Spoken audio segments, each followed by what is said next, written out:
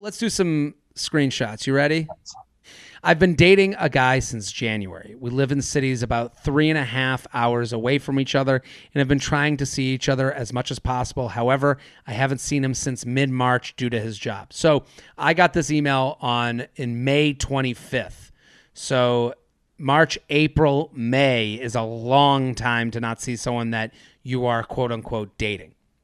He has an extremely demanding job that often has him in meetings from 8 a.m. to midnight, which I understand. But I started to get frustrated with the lack of communication. We had agreed that FaceTimes were going to be really important until his job slowed enough for us to see each other.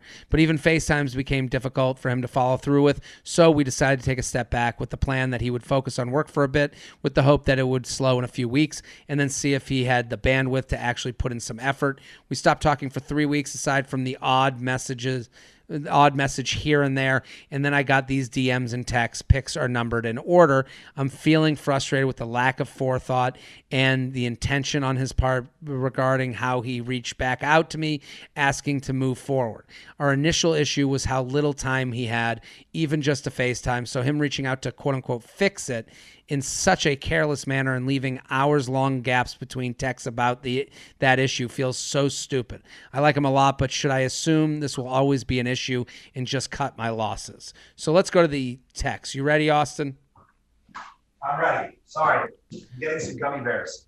Good.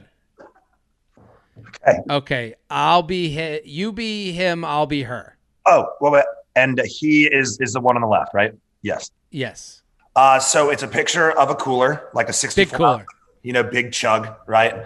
And he says, okay, so to start, this is a DM. He's responding to her Instagram story after not seeing her for 3 weeks, and she posts a picture of a water bottle, and then he responds to it. And he says, "You love this cooler so much."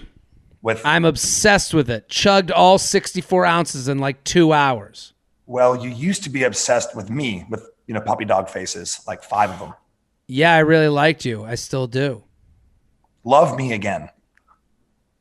Are you just saying that to be cute and funny, or do you want to have a conversation about this? See, this is already bad because she said they've had 3 weeks away from each other and they decided to take a step back, and she was looking for a more forthright step, and his step is through the DMs to be like, you used to love me, and to challenge her to get her emotional state out of her. He got it, and then he says love me again, and he made her be vulnerable, and he didn't have to be vulnerable at all. He's just like, love me again. And now she's like, okay, now you want to talk about it? Are you just saying that to be cute or funny, or do you want to have a conversation about this? She's like, I'm here to talk, I'm here to negotiate. It seems like you don't even want to. You're out in fun land with the cooler.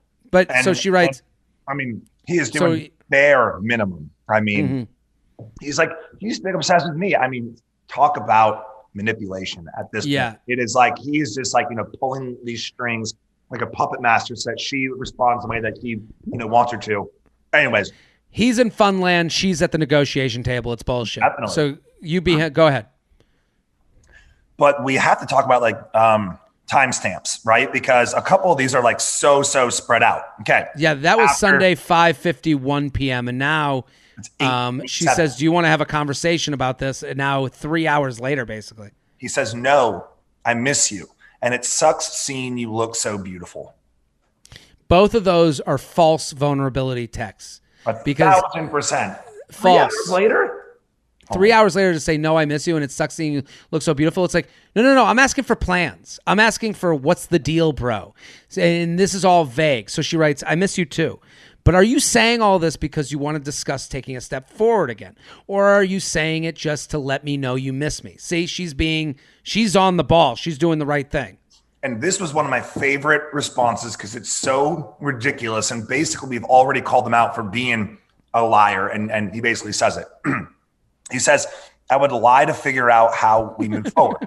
And then he says, oops, like to, with an asterisk. And then he says, worst typo. Yeah. And it's like, dude, it might not be figure out how we move forward.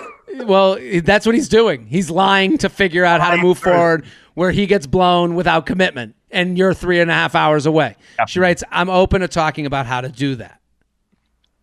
Hold on. That was at, do we know what time? Okay. So this all happened at 8:27. Now we're fast forwarding to 1:10 a.m. Brutal.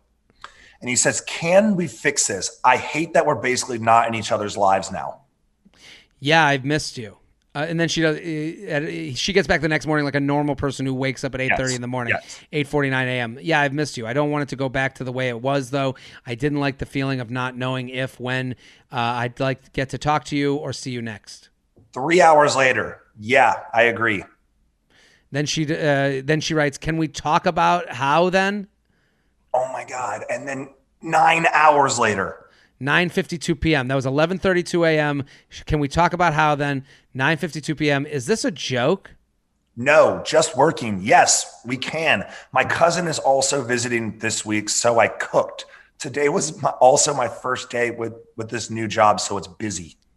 Okay, that's fair and understandable, but I thought the purpose of you taking a step back was focusing your time and energy and then deciding if you have the capacity for this. So I'm just confused about why you chose to revisit the conversation right now if you're equally as, if not more, unavailable than you were before. She is down the center, being honest, being open, and trying, and he is in the perimeters of this whole thing. This is exactly what we talked about in the beginning of this. It's like, if you want to make time for someone, then you will. Like, there is no way in hell, anyone who's listening right now, I want to tell you that the person that you think that you're talking to takes 10 hours to respond to you, unless they are performing open heart surgery. That is way too much time. Well, too much time. Here's the other thing is, oh my gosh, he responds to her Instagram story to keep the ball in the air. Now, what's the ball in the air? The option. He wants to make sure a love option is alive for him. But and then you said to him, his volleys are like sky high, and she's just like, hitting him back. And then he exactly as high as he can again, and he's like, oh, sorry, I cooked for my cousin. What, that took you 11 hours, dude? But then she's saying, okay, well, let's do this now. Let's figure this out now. And he's going, yep. Oh, but come on. He's trying to keep this alive in the way it's convenient for him and not the way it's inconvenient. But go on. Let's read what he said. Okay. Hold on. Did you read this big long one? Okay. I know that it's supposed to say equally. I'm not equally or more unavailable now. We haven't had a conversation yet, Taylor. It's hard to know what our plan is or what we're holding each other to without having spoken about anything. And now he's backing off. Oh my God. That's the point. I would think, or at least hope, that the moment you chose to revisit the subject would be a moment where you could actually talk about it and have that conversation, especially given the nature of the conversation. I'd like to talk about it when you have a bit of uninterrupted time. I'm free tomorrow night. Hold on. I have to scroll down. Okay. I'm fine with waiting until things are even more open, but things are never going to be nothing. I'd be able to make some time this week or weekend. I'm away this week and I could talk tomorrow night or Thursday night. Okay. So she wrote basically wondering if this is a lost cause or she should cut her losses. What do you think, Austin Kroll? Oh man. I mean, we've been laughing about it, this whole time because he's like, wait, you used to love me and why don't you love me anymore? And then she's like, well, let's talk about it. And then he's like, oh wait, shit. You just got like into serious again. Now I'm going to ghost and talk to you when it's convenient for me. Dude, once again, it just goes back to look, and I know a thing or two about, toxicity and manipulation within relationships. Hell, I could write a book on it. And it is like you're doing enough to pull them along, but you're keeping them at arm's length, right? You're like, whoa. You want to talk about this? No. I just want you to come to town and maybe we have a little fun together. And she's trying to have this DTR talk, and he is doing everything in his power to string this along over 3 days. And that is exactly what it is. He has shown you what he is. This is it to you. It might be different to someone else, but to you, he is not going to be more than this. And it showed you how seriously he was taking it because you told him the consequences of coming back to you. You let him know that. Take a step back so that you could come back. And it's all about, everything is about physical movement. What was his physical movement when you told him, hey, take a step back and then approach me like a real girlfriend so that we can figure this out. And what did he do? He responded to an Instagram story with how much he missed you and how much you love water bottles. That's how seriously he took it. That's your answer. And the only move is that you have to end it with him. You have to block him on social media. You can't make yourself an easy communication. If he wants to get in contact with you, maybe he has to drive the 3.5 hours and say, hey, what's up? I need to talk to you because I need to be with you. But he's not going to do that. He's not going to do that. He's only going to do the bare minimum, which is to say, minimum. I love your water bottle. Minimum. Don't forget to like the video you just watched.